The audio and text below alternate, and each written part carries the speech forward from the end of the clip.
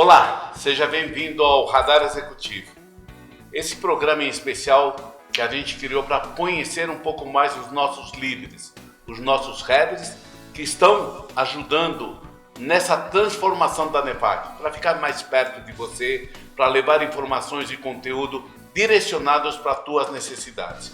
Hoje eu tenho um prazer de estar conversando com André Giordano, muito bom te ter aqui, um prazer estar com você e vamos falar de um tema extremamente importante, saúde. Seja bem-vindo, André. Muito obrigado, Boli. Antes de começar a fala, eu agradecer demais a oportunidade de estar fazendo parte desse time maravilhoso da NEFAC e tenho certeza que eu vou me esforçar muito para poder contribuir na medida das expectativas que vocês têm. Apesar de falar de saúde, eu quero só deixar claro que eu não sou médico, né? Eu atuo no ramo da saúde há 10 anos, mas sou engenheiro e tenho aprendido bastante nesses 10 anos que eu estou no meio de médicos o dia inteiro, no meio de hospital o dia inteiro, então tem sido muito gratificante. Muito bom. A gente tem iniciado, André, e agradeço você aceitar esse desafio de assumir a inteligência de mercado de saúde. A NEFAC também fala de agronegócio, também fala de varejo, também fala de saúde. É a preocupação que a gente tem de ajudar as empresas, os associados, a conduzirem as situações cada vez mais próximo ao tema relevante que hoje é saúde em si. Olhando a questão de saúde, André, e antes de a gente falar de saúde, a gente já entendeu que você não é médico. Mas quem que é o André? Bom, Boli, eu fiz engenharia mecânica. Fiz engenharia mecânica com especialização em aeronáutica. Trabalhei só 2 anos no ramo de engenharia. Entrei para um grande banco privado no Brasil, num programa de trainee, e lá fiquei durante 28 anos. Quer dizer, a minha carreira mesmo foi dentro do mercado financeiro. Depois eu passei 2 ou 3 anos numa empresa de tecnologia de inovação, tecnologia de informação, justamente para atender ao conglomerado Itaú, numa multinacional japonesa, e aí veio o convite para ser um administrador na Fundação Zerbini. A Fundação Zerbini é uma entidade privada que dá uma assessoria de gestão, de financeira, de processos, para o Instituto do Coração. O Instituto do Coração é um dos institutos do Hospital das Clínicas, um hospital de altíssima complexidade, no ramo da cardiologia e da pneumologia. E nesta atividade, dia 1º de abril, eu completo 10 anos. Já 10 anos? Nossa Senhora. Grande vivência, grande experiência, André. Olhando então um pouco, já muito bem entendido essa parte tua, como é que você olha o cenário da disparidade, efetivamente, da saúde no Brasil, né? O Brasil é muito intenso, né? Muito distante. E como é que está a questão da saúde em cima disso? Eu acho que a gente pode falar um pouco em 2 aspectos, no aspecto da saúde pública e no aspecto da saúde privada, né? Falando na saúde pública, obviamente nós vamos falar do Sistema Único de Saúde, que é o SUS. E lembrando que estamos num país com 220 milhões de habitantes e uma geografia muito extensa, um país continental. Então, quando você fala em atender todo mundo em todos os lugares, já é um processo difícil de lidar, de conseguir gerir. O SUS foi criado com o intuito de ter um acesso à saúde para todos em tudo. E é impossível hoje você atender 170 milhões, porque dos 220, mais ou menos 50 milhões têm uma saúde privada, os outros 170, o plano de saúde é o SUS. Então, é impossível hoje você oferecer tudo para todos. Então, existe essa disparidade. E não existe a disparidade só no SUS, existe a disparidade na saúde suplementar. Por que eu falo? Porque nos últimos 10 anos, a população do Brasil aumentou em 10%, passou de 200 para 220 milhões. E a quantidade de pessoas com plano de saúde se mantém estável. Então, por quê? Está cada vez menos acessível para a população que pode pagar um plano de saúde. Muitos desistem de pagar um plano particular de saúde. Então, esse é um movimento que vai continuar e com um complicador, que é as pessoas envelhecendo cada vez mais e vivendo cada vez mais. Então, é um processo difícil de lidar, muita gente envolvida, muita expertise nisso, muita tecnologia, muita inovação para conseguir dar conta de atender um país tão grande e com uma geografia tão extensa. O número é assustador, né? O número assustador. E principalmente que você fala, se a gente está tendo essa tendência de viver mais, teoricamente nessa velhice, diria, também a gente precisa de atendimentos, não talvez de extrema urgência, mas de acompanhamento médico. Sem dúvida. Por mais tempo você vai precisar ter um atendimento de saúde. Né? Olhando, né, esse número primeiro que assusta, a quantidade de pessoas que estão dentro do SUS, né? E a pouca fatia que está na saúde suplementar. Saúde, como se chama? Nós chamamos de saúde suplementar. E onde você congrega as operadoras de saúde, as seguradoras de saúde e o atendimento particular. Tem pessoas que não são atendidas pelo SUS, não têm nenhum plano de saúde, mas pagam pelo atendimento. Né? Um ponto interessante, Boli, é assim, nesses mesmos 10 anos que eu comentei, o número de operadoras diminuiu em aproximadamente 30%. Não é que você tem menos operadoras, é que neste período, principalmente nos últimos 6, 7 anos, houve uma quantidade muito grande de fusões, de compras, de aquisições, tanto por empresas nacionais como por empresas internacionais. Então, isso deu uma chacoalhada no processo inteiro de saúde suplementar. Nossa Senhora. Você acha que esse cenário, num contexto que você pôs, é imprescindível a gente ter programas de prevenção de saúde, e olhando um pouco ao nosso público, que a gente quer sensibilizar as empresas, né, no sentido amplo, o que a gente podia falar sobre prevenção de saúde? Você tocou num assunto muito importante, Boli, porque eu costumo dizer que, não só no Brasil, mas no Brasil, a gente está acostumado a tratar da doença. A gente não está muito acostumado a tratar da saúde. Nossa Senhora. E o segredo hoje já começou, mas é cada vez mais evoluir em tratar da saúde. E você trata da saúde como? Com processos preventivos e com processos de promoção da saúde. E quando eu falo de prevenção e promoção, eu falo de um processo de vacinação, é um processo excelente para você prevenir doenças que todo mundo conhece, viu o que aconteceu no processo da Covid, o que está acontecendo atualmente no processo da dengue, onde nós temos vacina para um número muito pequeno da população, quase nada da população. Processo importante. Aí a gente está cuidando da doença, então, né? Não da prevenção. Quando você fala em saúde, nós já estamos cuidando da prevenção. Né? Tá. Quando você fala da vacina, nós já estamos cuidando da prevenção. E uma parte extremamente importante são você fazer um check-up sempre que possível, procurar ir naqueles médicos, antigos médicos de família, e hoje você tem muito pouco disso, mas você conseguir fazer um check-up, isso é muito importante, né? Porque, como eu disse, vai ser mais barato lá na frente você ter cuidado da saúde durante muito tempo do que não fazer nada com isso. A saúde é muito cara, a doença é muito cara, né? Por isso que os operadoras de saúde, quando vem um reajuste, mas a inflação é de 5%, mas a inflação médica é outra. A inflação médica é 2, 3, 4 vezes isso. Por quê? Você tem muito equipamento em dólar, você tem muito insumo em dólar, você tem muito medicamento em dólar. A conta é totalmente outra. Então, a prevenção e a promoção cada vez mais são importantes.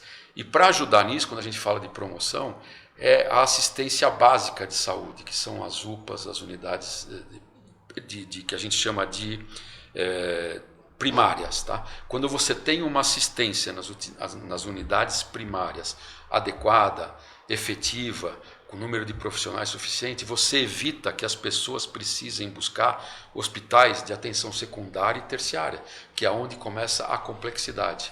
Quando aumenta a complexidade, aumenta o custo. Então, aquilo que você conseguir ajudar a população a ser atendida, oferecer um atendimento bom nas unidades de atendimento primário, você evita gerar um público muito grande e as filas que existem hoje nos hospitais de alta complexidade. Então, promoção e prevenção são duas palavras primordiais para esse processo. E temos alguns dados que a gente vem acompanhando, se a gente está evoluindo na prevenção? O problema a gente evolui, sim, a gente evolui na vacina, a gente evolui na prevenção, a gente evolui no esforço na divulgação da necessidade de exercícios físicos, que é fundamental para a saúde de todo mundo, em qualquer idade, tá certo? E nunca é tarde para começar, em qualquer idade, nunca é tarde para começar, repito. Mas como as unidades primárias geralmente estão ligadas aos municípios, então veja que você começa a mexer com várias instâncias públicas, né? Então você tem algumas que estão nas instâncias de prefeituras, algumas que estão em instâncias de governo de estado e o SUS no governo federal. Então é uma equação que precisa ser tratada com cuidado e com esforço de todas essas esferas, municipal, estadual e federal. Eu acho que pouco executivo tem uma visão ampla da cumplicidade que você está comentando, né? Eu acho que uma bela gestão pública no sentido da saúde gestão pública, complexa. Gestão, exatamente. E passa pelas empresas também, porque a empresa que consegue cuidar dos seus funcionários, mesmo oferecendo um plano de saúde, mas que consegue fazer um programa de prevenção, consegue fazer um programa de bons hábitos, isso ajuda demais. Você de novo, prevenção e promoção da saúde, tá certo? Muito bom, André, muito bom. A questão de tecnologia, a gente, sei lá, já ouviu falar várias coisas e temos assistido, né, sei lá, nas mídias, nas TVs, alguns tratamentos e algumas operações através de telemedicina em si. Tecnologia está próxima da saúde, tem contribuído com a saúde? Muito, muito, muito próximo, muito próximo. Então a gente hoje, a saúde sempre foi um mercado, né, uma indústria que andou um pouco para trás em relação à tecnologia, se você for comparar com a indústria, por exemplo, do mercado financeiro. O mercado financeiro sempre despontou. Mas de uns anos para cá a indústria da saúde tem evoluído bastante em termos de tecnologia.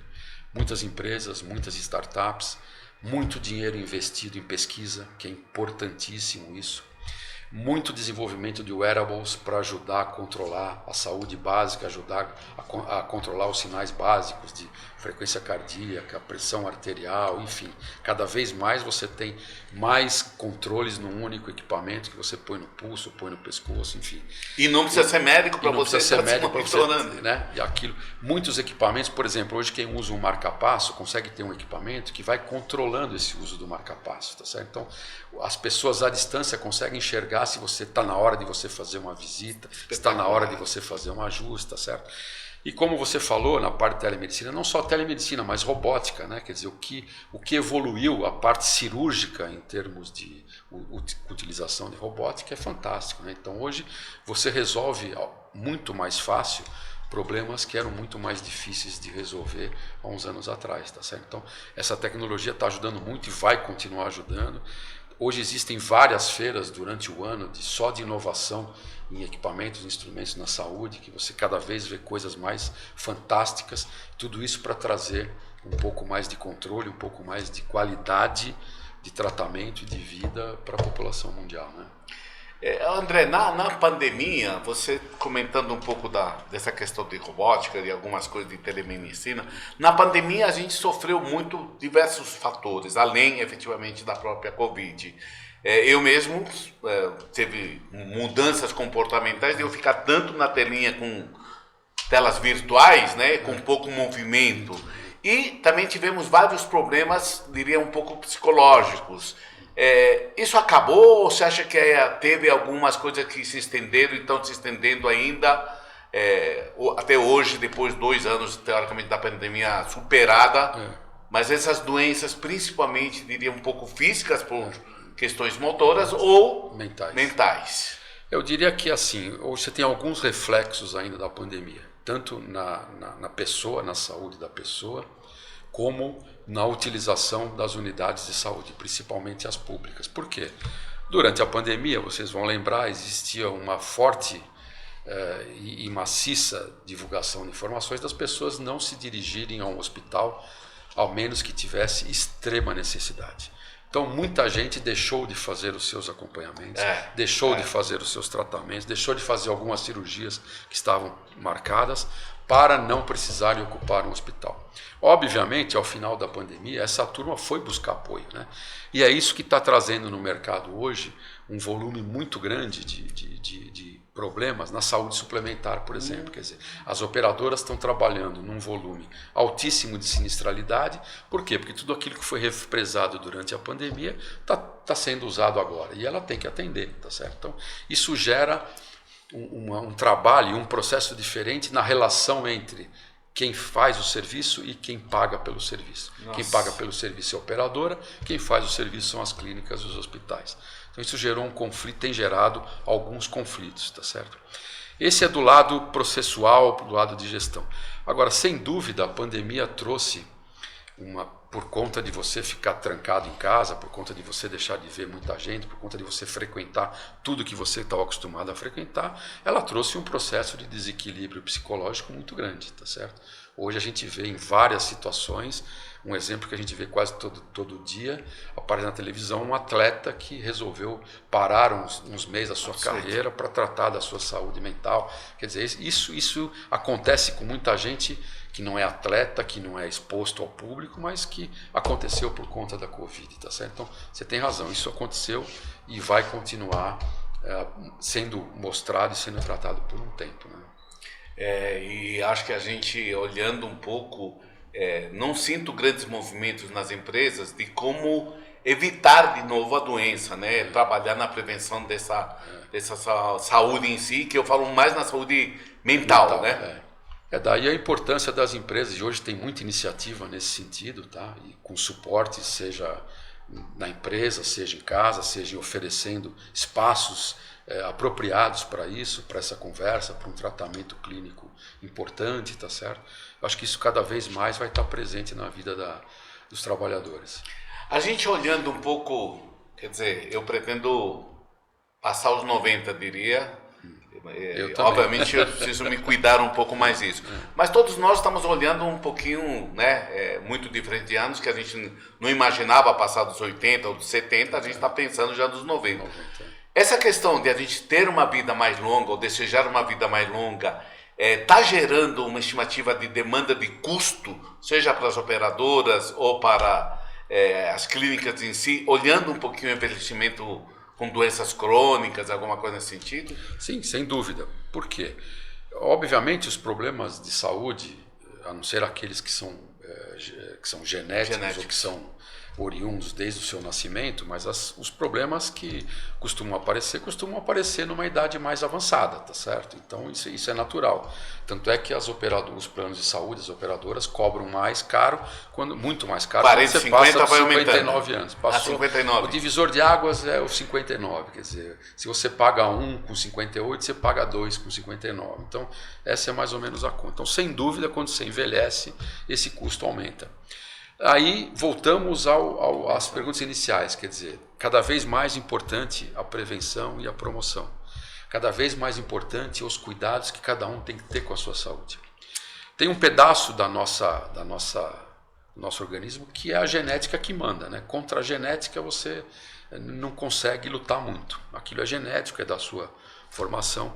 Agora, tem uma parte que depende de você. Então, depende de como você se alimenta, depende de como você se exercita, depende de qual é o seu nível de estresse, como você consegue controlar o seu estresse, como você consegue regular a sua vida entre trabalho, família, casa, lazer. Obviamente, isso envolve recurso, né? Quanto mais recurso, talvez você tenha mais facilidade para tratar disso. Mas, mesmo assim, tem muita gente com muito recurso que não consegue ter esta divisão de valores dentro das suas 24 horas do seu dia, tá certo? Então, é muito importante que as pessoas entendam isso, que tem uma parte da nossa saúde, da nossa longevidade, que depende de nós, depende de como nós nos comportamos. Isso eu não tenho dúvida alguma.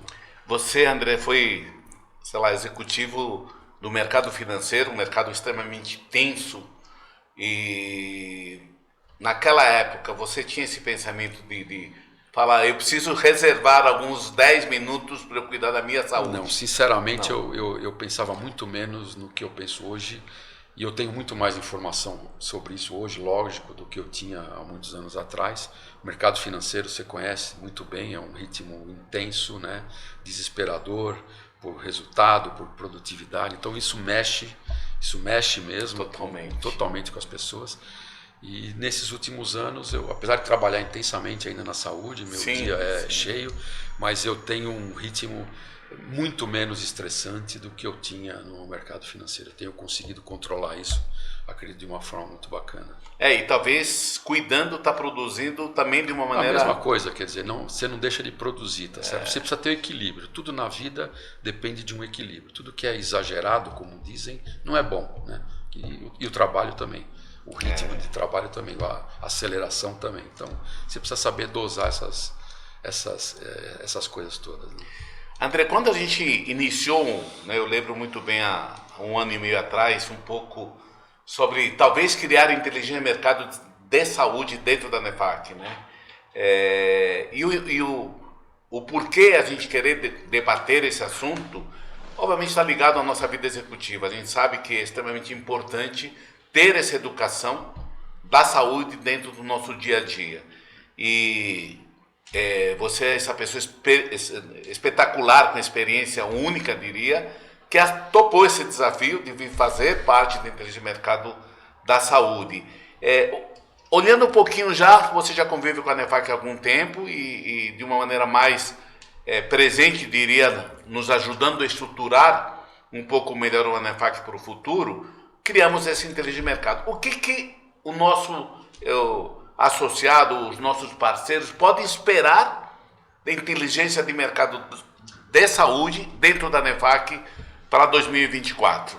Eu acredito, Boli, que a gente consiga trazer para dentro da NEFAC, para a associação como um todo, para a participação dos eventos, para a criação de eventos voltados à saúde, um certo número de pessoas que atuam nesse ramo, um certo número de executivos que atuam nesse ramo. E não só na iniciativa privada, mas na parte do terceiro setor. Eu, por exemplo, hoje faço parte da administração de uma fundação e dentro de um número de dezenas de fundações que existem, tá certo? Privadas, com o mesmo conceito, com o mesmo nível de atuação. Então, uma das ideias que eu tenho para esta vertical é conseguir trazer terceiro setor, conseguir trazer executivos da saúde privada, conseguir trazer executivos de tecnologia específica na saúde e de conseguir trazer alguns patrocinadores para os nossos eventos. Isso é que eu tenho na minha meta, que eu tenho desenhado como plano para eu ajudar a NEFAC e devolver respeitosamente o convite que eu recebi. E de uma maneira muito interessante, você que veio de novo do mercado financeiro, entrou no segmento de saúde por gestão, né? Pela vivência tua de gestão e pelo jeito e da maneira que você comenta, você se apaixonou pelo mundo da saúde. O mundo da saúde é um assunto muito nobre. É difícil alguém entrar no ramo da saúde e não continuar no ramo da saúde, não se apaixonar pela saúde nesse país. É muito bom. E outra característica que eu acho que está muito nítida no teu DNA, que tem tudo a ver com a NEFAC, você olha no sentido colaboração. Você olha, na verdade, tentando trazer outras associações do terceiro setor que tenham algumas dificuldades em cima disso e através do ecossistema da NEFAC a gente possa fomentar essa troca de experiência e conhecimento em cima disso. Exatamente, o terceiro setor precisa disso, precisa desse apoio. Muito bom, André.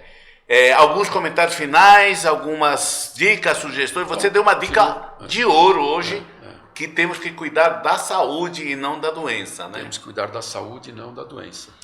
E dica simples, Boli. Você trabalha no 4º andar, suba de escada. É muito simples todo dia usar uma escada para 4 andares, para 5, para 6, 2, 3 vezes por dia. Você vai ver como pequena mudança de hábito no comportamento traz resultados muito bons para a sua saúde. E está lá, né? À tua disposição. Está à disposição. Vai perder 1 minuto. Costumo brincar, em vez de você ter uma lata de lixo embaixo de cada mesa, coloque uma lata de lixo no canto da sala. Você levanta e vai jogar o seu papel no canto da sala. É uma caminhada, a mínima é uma caminhada. Espetacular. A gente vai estar fazendo um evento que está já na nossa agenda, junto com a área tributária, da questão da saúde no trabalho, né? E é isso, a gente quer fazer esse debate, quer comentar um pouco em cima de coisas simples que podem ajudar numa educação, exatamente, né? Corporativa e diria também pensando muito nos indivíduos. Exatamente.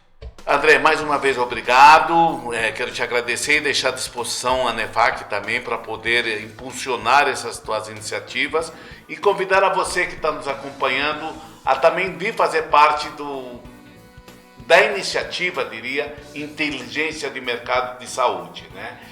Tenho certeza que algumas preocupações, alguns pontos que o André comentou hoje estão no radar de vocês e gostaríamos de também estar trocando outras experiências e debater assuntos que sejam do seu interesse.